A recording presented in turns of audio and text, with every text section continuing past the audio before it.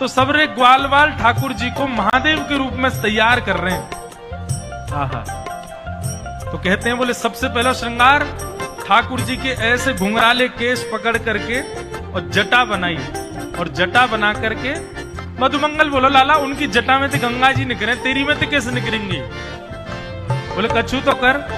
सो मधुमंगल मोतियों की लड़ लेकर के आया और ऐसी लड़ ठाकुर जी के जटा से यहां लगा करके नीचे की ओर छोड़ दी है। आहा, कितने सुंदर लग रहे हैं। लाला महादेव तो चंद्रमा और धारण करें, वो कैसे धारण होएगा?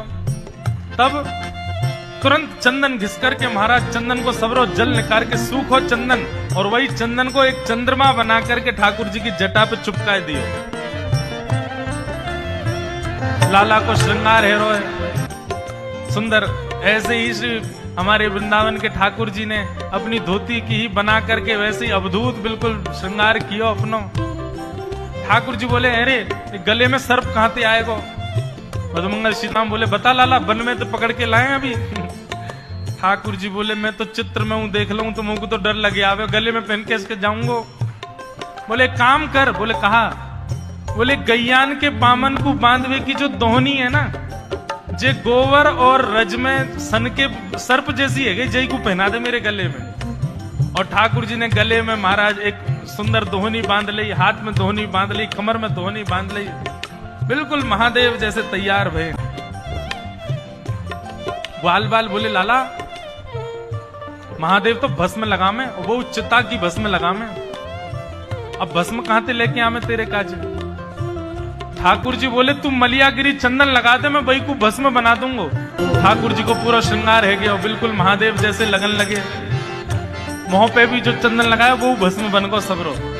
बोले लाला तू तो पहचान में ही ना आ रहा, कौन है पतो ना कहां से आगो है। ठाकुर जी अकेले बरसाने गए, और बरसाने में जाकर के महाराज अलाक निरंजन घूम रहे नन्हे से गोपाल जी बरसाने में।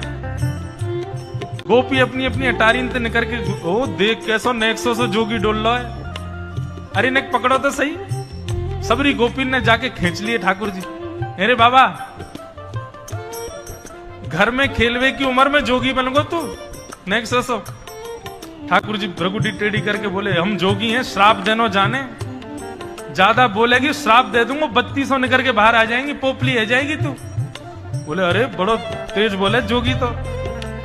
सब गोपियां कह रही हैं, बोले अच्छा जोगी तुम पे कहा आवे?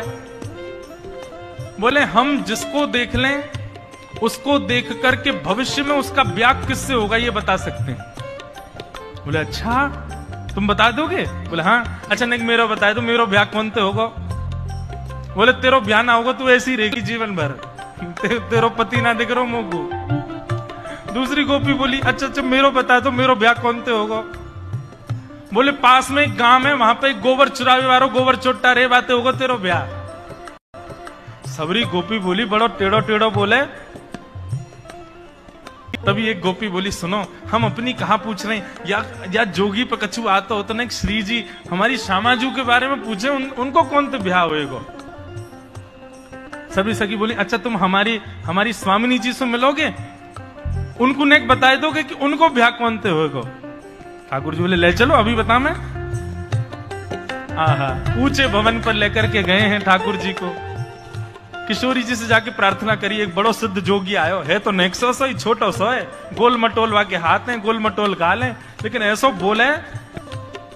श्री जी बोली अच्छा कहा बतावे? बोले ये बता दे कि हमारो भविष्य में कालांतर में पति कौन होएगा? श्री जी बोली अच्छा सही बतावे? बोले अब बतावे तो कब, मेरो तो यो बता दियो मेरो ब्याह ही ना होएगा, या कोई यो बता दियो गोबर चोटा से ब्याह होगा, आदि आदि। लेकिन श्यामाजू जो भी बतावे एक बार चलो। श्री जी के मन में तो भाव आ गया, कहीं गोपाल जी को नाम बोल दे एक बार। श्री जी तुरंत निकल के बाहर आई हैं। हाँ हाँ, श्री जी को जैसे ही देखा है सखीन ने जाकर के बोली बाबा जी हमारी स्वामिनी जी हैं, इनके बारे में बता, इनको ब्याह कौन से होएगा? ठाकुर जी बोले ओहो ये तो बड़े महलन की हैं, इनको नेक पास से देखना पड़ेगा मुझको, नेक मुझ पास ले जाओ। सबरी गोपी बोली दूर से ही रहियो बाबा, ज्यादा उछले मत। बोले नहीं देखो पतो करवानो तो पास ले जाओ, नहीं तो यहीं तो चलो जाऊंगा मैं। पास ले गए, बोले नेक और पास ले जाओ। बोले बाबा आप बस कर दे। बोले ले तो जाओ तभी तो दिखेंगे, इनके रो कूपन से मुंह को पता चलेगी कि कौन है इनको।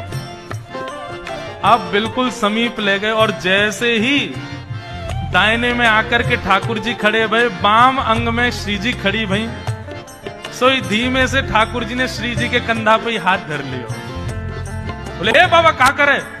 बोले इनको भविष्य को खसम में ही हूं, मोते ही होएगा इनको ब्याह। तो महाराज सखीन ने जैसी देखी, अरे या बाबा को बताएंगे अभी, सबरी डंडा लेके, झाड़ू लेकर के, चप्पल लेके, खड़ाऊ लेके सब भगी ठाकुर जी के पास। और जैसे ही जोगी के ऊपर आक्रमण करने लगी, सोई अपने तन की भस्म ऐसे हाथ में लेकर के, और ठाकुर जी ने एक फूंक मारी, सब ब्रज मोहिनी डारी, ऐसी फूंक मारी सबरी गोपी मूर्छित है कि गिर गई। और जैसे ही सब मूर्छित भई हैं महाराज, अब श्री जी और ठाकुर जी दो ही बच्चे हैं, बाकी सब तो मूर्छित पड़े हैं।